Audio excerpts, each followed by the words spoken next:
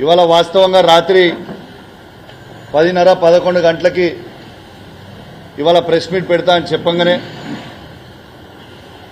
మీ అందరు కూడా పెద్ద ఎత్తున వచ్చినందుకు మరియు ప్రత్యేకంగా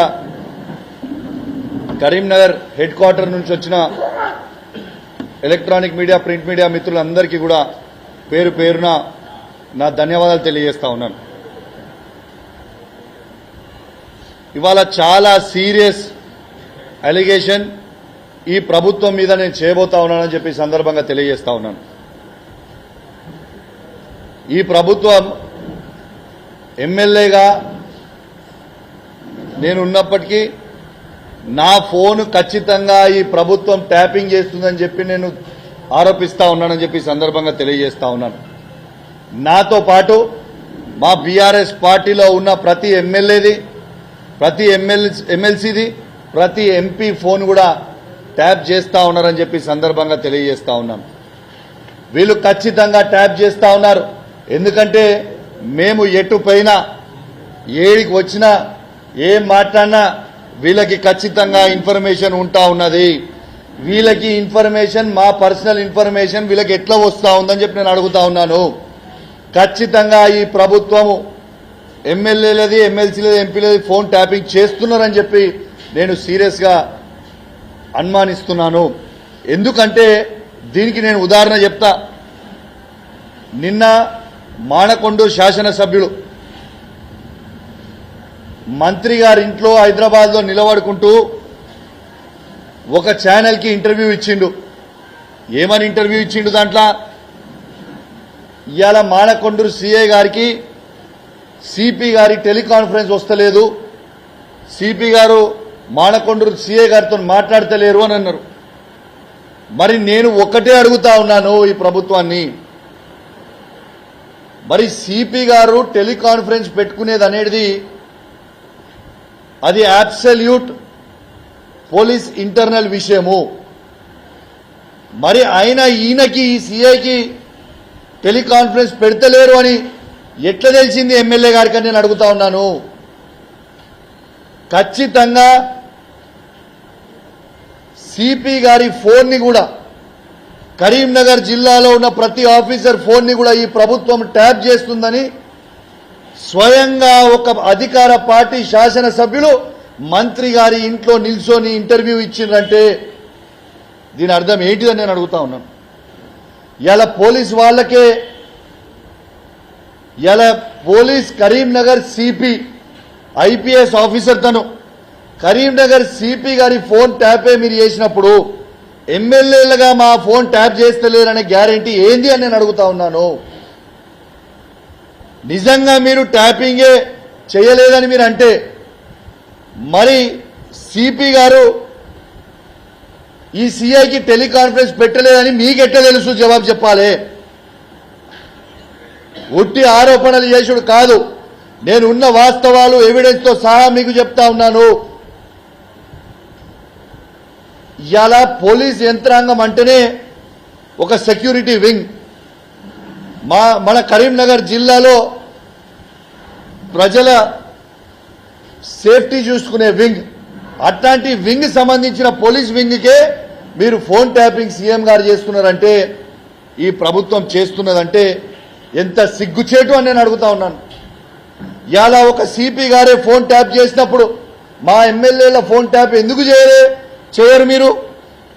ఖచ్చితంగా మా ఎమ్మెల్యేల ఫోన్ ట్యాపింగ్ కూడా మీరు ఖచ్చితంగా చేస్తున్నారు అనేది ఇదే ఒక పెద్ద ఉదాహరణ. నాకు ఎప్పటి నుంచో డౌట్ ఉన్నది,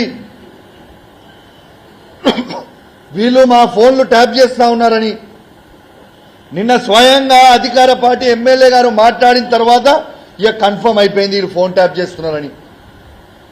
నేను మీకు ఒక్కసారి నిన్న కరీంనగర్లో, నిన్న హైదరాబాద్ లో మానకొండ శాసనసభ్యులు మాట్లాడిన వీడియో ఒక్కసారి మీ ద్వారా వినిపిస్తా.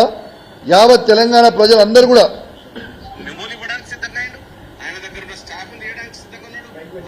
కాన్ఫరెన్స్ కాల్లో మాట్లాడట్లేదు అంటే ఆయనకు మెమోలు ఇవ్వడానికి సిద్ధంగా అయ్యిండు, ఆయన దగ్గర ఉన్న స్టాఫ్ తీయడానికి సిద్ధంగా ఉన్నాడు, ఆయనతో కాన్ఫరెన్స్ కాల్లో మాట్లాడట్లేదు అంటే ఏమంటుండు క్లియర్ గా? కాన్ఫరెన్స్ కాల్ అనేది ఇంటర్నల్ గా సిపి గారు సిఐకి పెడతలేరు అంటారు. ఈయనకి ఎట్లా తెలుసు అనేది నాకు కావాలి ఆన్సర్. ఎమ్మెల్యే గారికి మంత్రి గారికి ఎట్లా తెలుసు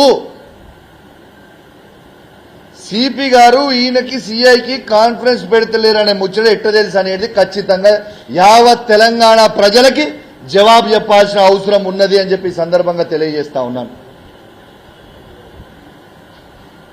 ఇవాళ ఖచ్చితంగా చాలా బాధ అనిపిస్తా ఉంది.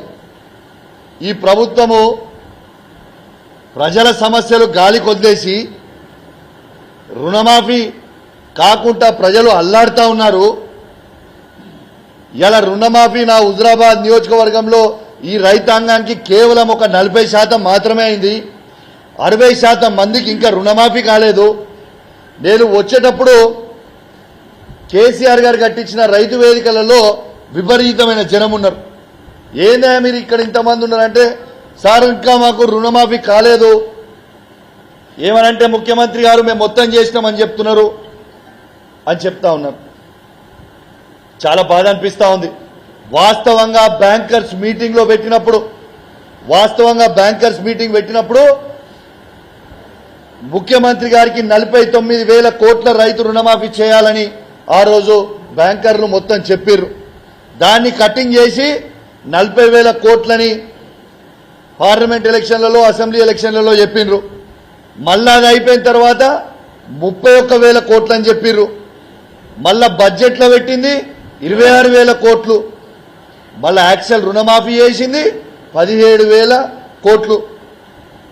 ఆ 17,000 కోట్లు చేసిర్రా లేకుంటే చేయలేదా అనేది కూడా అనుమానం కలుగుతా ఉంది. మళ్ళా బ్యాంకర్స్తో మీటింగ్ పెట్టుకున్నప్పుడు ఆర్థిక శాఖ మంత్రి గారు బట్టి విక్రమార్క గారు ఏమంటారు, 7,500 కోట్లు మాత్రమే రిలీజ్ చేసినామంటారు. అరే అసలు ప్రజలని ఎందుకు ఇట్లా అబద్ధాలు ఆడుతురు? ఏం చేయాలనుకుంటుర్రు? రైతులకి రుణమాఫీ ఎందుకు చేస్తలేరు? మీ మాటనే కదా, మీరు చెప్పిందే కదా. ఏకకాలంలో రుణమాఫీ చేస్తామని చెప్పింది మీరే కదా. మరి ఇవాళ దాకా మీరు రుణమాఫీ ఎందుకు చేయలేదు? దీని మీద పట్టించుకోమంటే రుణమాఫీ కాలేదురా బాబు అని రైతులు మొత్తం తిరుగుతూ ఉంటే అందరూ వాళ్ళ పేపర్లు జిరాక్సులు తీసుకుపోయి ఏలను కలిసి ఇబ్బంది పడతా ఉంటే వీళ్ళు చేసే పని ఏంటిదే? వీళ్ళకి రుణమాఫీ చేసే మీద శ్రద్ధ లేదు. సిపి గారు ఫోన్ ట్యాపింగ్ చేయాలి, ఎమ్మెల్యేల ఫోన్ ట్యాపింగ్ చేయాలి, ఎమ్మెల్సీల ఫోన్ ట్యాపింగ్ చేయాలి, ఎంపీల ఫోన్ ట్యాపింగ్లు చేయాలి, సిఐల ఫోన్ ట్యాపింగ్ చేయాలి, ఏసీపీల ఫోన్ ట్యాపింగ్ చేయాలి, ఎంఆర్ఓల ఫోన్ ట్యాపింగ్ చేయాలి. గిదా మీరు చేసే పని? స్వయంగా మీ శాసనసభ్యుడే చెప్తుంటే ఒక మంత్రి గారి ఇంట్లో కూర్చొని ఇంట్లో నిలుసోని మీరు చెప్పుతుంటే ప్రజలకి మీరు ఏం మెసేజ్ పంపుతున్నారు? మీరు ఇద్దరు పోయి ముఖ్యమంత్రి గారిని కలుస్తారని చెప్పి నిన్న శాసనసభ్యులు ఏమని చెప్తారు? మేము ట్యాపింగ్ చేసినాం ఫోన్ అని చెప్తారా? ఏం చెప్తారు? You please answer. మళ్ళా స్వయంగా నిన్న ఎమ్మెల్యే గారు ఇంకోటి కూడా అన్నాడు. ఏమన్నారు? మేము పోస్టింగ్లు ఇప్పిస్తే సిఐలకి సిపి గారు తీసుకుంటలేరు అన్నాడు. సరే, అది సంతోషం. కానీ సిపి గారికే అధికారాలు ఇస్తామని చెప్పి మీ ముఖ్యమంత్రి అన్నాడు కదా. రేవంత్ రెడ్డి గారే స్వయంగా మేము పోస్టింగ్లలో ఇన్వాల్వ్ కాము, అధికారులకే ఇచ్చిపెడుతున్న పోస్టింగ్లు అన్నది మీ ముఖ్యమంత్రే కదా. ఎంతమంది డబుల్ స్టాండర్డ్ మాటలు మాట్లాడతారు? మరి ఎమ్మెల్యేగా మీరిచ్చినప్పుడు పోస్టింగ్లు ఇవ్వాలంటే మరి నేను కూడా హుజురాబాద్ నియోజకవర్గ ఎమ్మెల్యేనే కదా. మరి మేము లెటర్లు ఇస్తే మీరు ఎందుకు యాక్సెప్ట్ చేస్తలేరు? ఎందుకు పోస్టింగ్లు ఇస్తలేరు అని నేను అడుగుతున్నా. నువ్వు ఎమ్మెల్యేనే, నేను ఎమ్మెల్యేనే. అంటే నీకైతేనో వ్యభిచారం, మాకు చేస్తారో సంసారమా? ఇదేం ముచ్చటనే? ప్రతిదీ ఇదే విధంగా చేస్తా ఉన్నారు. ఖచ్చితంగా వీళ్ళు ఇచ్చిన 10 కోట్ల రూపాయల ఎస్డిఎఫ్ కి కూడా అధికార పార్టీ ఎమ్మెల్యేలు అయితేనో ఎమ్మెల్యే ఇచ్చిండ్రు. అధికార పార్టీ ఎమ్మెల్యేలు అయినప్పుడు ఎమ్మెల్యేలు ఇచ్చారు.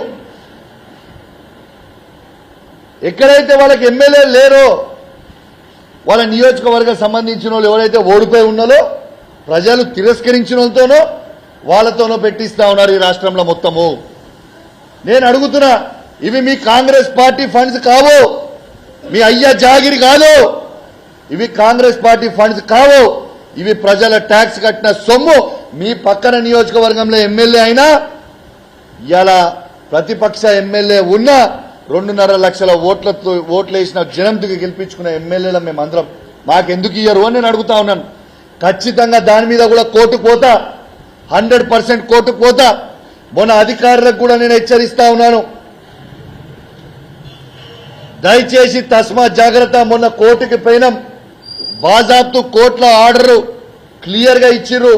శాసనసభ్యుడు లేకుంటే స్థానికంగా ఉన్న మున్సిపల్ చైర్మన్, కౌన్సిలర్లో, సర్పంచ్లో, ఎంపీపీలో, జెడ్పీటీసీలతో కలిసి చెక్కులు ఇవ్వండి అని చెప్పిండు. చెక్కులు ఇవ్వమని చెప్పిర్రు. తెలంగాణ మొత్తము ఓడిపోయినోడు వస్తాడు, చెక్కులు వాస్తాడు. మీరు పబ్లిక్ ఆల్రెడీ మిమ్మల్ని తిరస్కరించారు కదా, ఇంకా సిగ్గు అనిపిస్తలేదా? మీరు ఓడిపోయి ఉండి కూడా మీకు సిగ్గు లేకుండా ఇంకా కూడా కొంచెమైనా చీమిరి రెత్తిరి రక్తం ఉండాలి కదా. ఓడిపోయినోడు ఎట్లిస్తాడు? మొత్తము తెలంగాణ రాష్ట్రంలో ఈ పరిపాలన దరిద్రంగా జరుగుతూ ఉంది. వెంటనే నేను ఖచ్చితంగా బండి సంజయ్ గారికి కూడా విజ్ఞప్తి చేస్తా ఉన్నాను. ఇవాళ మీరు కేంద్ర ఎంఓఎస్ హోమ్ మినిస్టర్గా మీరు ఉన్నారు. మీరు ఎంపీగా ఉన్న పార్లమెంట్ నియోజకవర్గంలోనే ఇంత పెద్ద అలిగేషన్ వచ్చింది. ఖచ్చితంగా మీరు కూడా సిబిఐ ఎంక్వైరీ దీని మీద వేయాలి అని నేను డిమాండ్ చేస్తా ఉన్నాను. మీ పార్లమెంట్లో మీ కింద ఉన్న సిపి గారి ఫోన్ ట్యాపింగ్ ఈ రాష్ట్ర ప్రభుత్వం చేసినప్పుడు మీ బాధ్యత కూడా ఉంది కదా బండి సంజయ్ గారు. ఖచ్చితంగా దీని మీద యాక్షన్ తీసుకోవాల్సిన బాధ్యత. మళ్ళా మీరే హోమ్ మినిస్టర్ గా ఉన్నారు ఈ భారతదేశానికి. మీ డిపార్ట్మెంట్ లో, మీ పార్లమెంట్ పరిధిలో సిపి గారి ఫోన్ ట్యాపింగ్ అయిందని స్వయంగా మానకొండూరు శాసనసభ్యుడు జిల్లా మంత్రి గారి ఇంట్లో, పొన్నం ప్రభాకర్ గారి ఇంట్లో నిలుసొని మరీ ఇంటర్వ్యూ ఇచ్చినప్పుడు మీది కూడా బాధ్యతగా ఉంది అని చెప్పి సందర్భంగా తెలియజేస్తా ఉన్నాను. ఖచ్చితంగా వీళ్ళు స్పందిస్తారని, ఖచ్చితంగా దీని మీద ఎంక్వైరీ చేస్తారని. బండి సంజయ్ గారు ఖచ్చితంగా మీ డిపార్ట్మెంట్ ఇది, దయచేసి గుర్తుపెట్టుకోండి. మీ డిపార్ట్మెంట్ కి అవమానం జరిగినప్పుడు మీకు కూడా అవమానం జరిగినట్టే. ఖచ్చితంగా మీ బాధ్యత. దీని మీద సిబిఐ ఎంక్వైరీ అయ్యాలి. ఈ ప్రభుత్వము మీ అధికారి మీద ఫోన్ ట్యాపింగ్ చేస్తుంది. పోలీస్ డిపార్ట్మెంట్ మొత్తం కరీంనగర్ జిల్లాలో ఫోన్ ట్యాపింగ్ చేస్తుండ్రు. కాబట్టి ఖచ్చితంగా వీళ్ళతో పాటు మా ఎమ్మెల్యేల ఫోన్ ట్యాపింగ్ కూడా చేస్తున్నారు. బండి సంజయ్ గారు, మేము మా కేసీఆర్ గారి గవర్నమెంట్ అధికారంలో ఉన్నప్పుడు మీరు ఆరోపించారు కదా, ఆ రోజు ఎంపీగా నేను ఉంటే నా ఫోన్ ట్యాప్ చేస్తుంది ప్రభుత్వం మీరు ఆ రోజు ఆరోపించారు కదా. మేము చేయకుండా చేసినామని ఆ రోజు మీరు ఆరోపించారు కదా. ఇవాళ స్వయంగా అధికార పార్టీ ఉన్న ఎమ్మెల్యేనే ఇవాళ మేము ఫోన్ ట్యాపింగ్ చేసినామని చెప్తుండు. వాళ్ళకి ఎట్లా తెలిసింది ఫోన్ ట్యాపింగ్ చేయకపోతే? మరి మీరే ఎంపీ, ఇప్పుడు మీరే కేంద్ర హోంమంత్రి. ఖచ్చితంగా మీ డిపార్ట్మెంట్ అయిన సిపి గారి, అధికారం ఉన్న సిఐల ఫోన్ ట్యాపింగ్ అయినప్పుడు మీరు ఎంక్వైరీ చేయాల్సిన బాధ్యత, సిబిఐ ఎంక్వైరీ చేయాల్సిన బాధ్యత మీ మీద ఉంది. దయచేసి మీరు కాపాడాల్సిన బాధ్యత కూడా మీ మీద ఉందని చెప్పి సందర్భంగా తెలియజేస్తూ సెలవు తీసుకుంటా ఉన్నాను. జై తెలంగాణ, జై కేసీఆర్.